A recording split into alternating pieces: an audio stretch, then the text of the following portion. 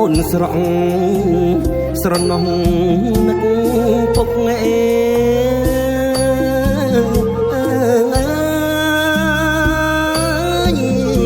នឹកពុក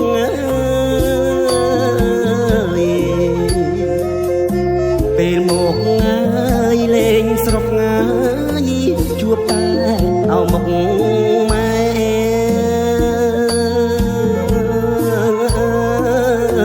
ជួបតែអើយមកម៉ែ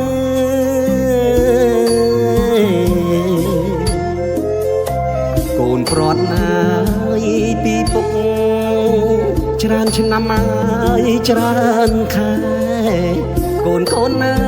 យនឹងម៉ែស្រណោះពុកក្រៃ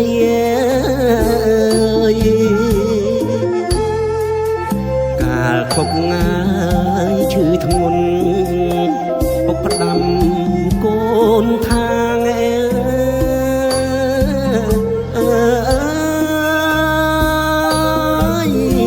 កូនថាងកូនអើយសឹកសាងឲ្យជាប់ណាថ្លៃ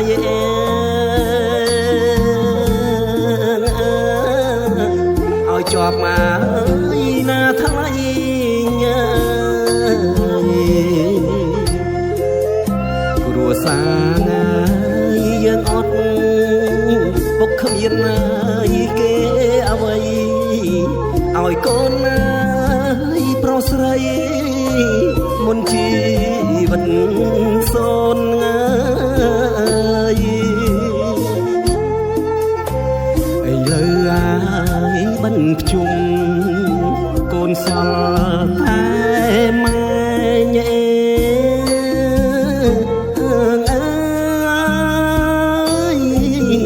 តែម៉ែញ៉ែ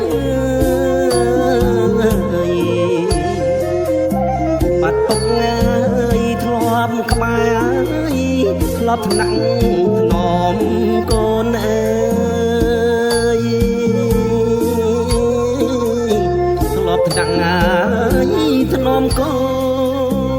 នម៉ែវិញញាយក៏ឈឺកាយមិនណាយមុំមួនឯកូននឹងឆ្ងាយខ្លួនមិនបានជួយថែម៉ែញ៉ើយកូននឹកងាយស្ដាយណាស់មិនបានជួបជុំអេ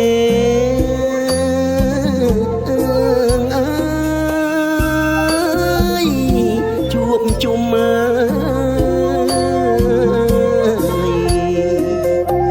ពុកបែកងាយពុកខ្ញុំមិនជួបវិញដែរ